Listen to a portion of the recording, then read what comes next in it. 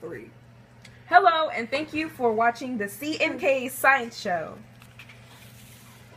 For today, we will be introducing you the most boring man in the world, Mr. Bohr. Who is Mr. Bohr? Mr. Bohr is a Danish physicist who made a foundational contribution with atoms. He's known for winning a Nobel Prize in Physics in 1992. He was born October 7, 1885 in Copenhagen, Denmark. Died November 18th in 1922, Copenhagen, Denmark. He was influenced by his father as a young child, who was an eminent psychologist, as well as his mom grew up in an educational family. He was also influenced by the following scientists: Ernest Rutherford, Joseph John Thomson, Soren Kierkegaard, Christian Christianen, Harold Hofding.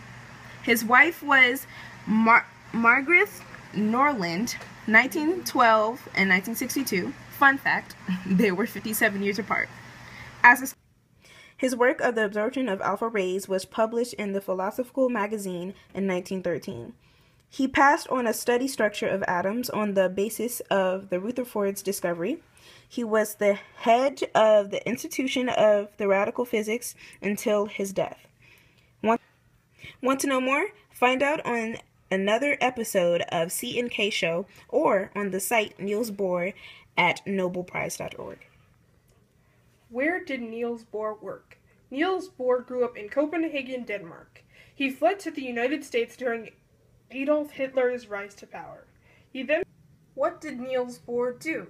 Niels Bohr was responsible for the modern atomic model. In his version, Bohr had a small positive charge nucleus that was surrounded by orbiting electrons.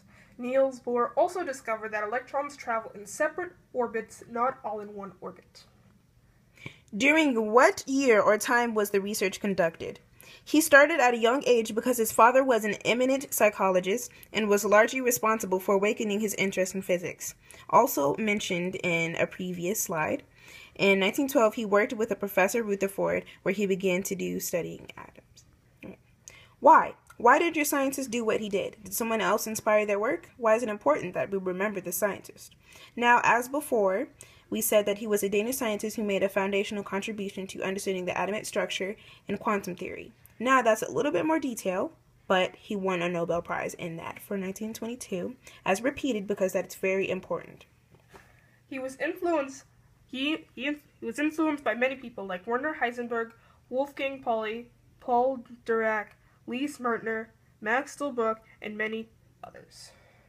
To help understand atomic structure and quantum theory, he was influenced very much by other scientists. His father influenced him to go after his dreams. How? How did Mr. Bohr do his work? Bohr used snippets or his inspiration from other scientists to complete and base off his work. An example of one that was announced earlier in the show was a project that he did after an announcement from an academy that was offered a prize for an exact solution. Thank you. That is all we have for the C&K Show today. Bye!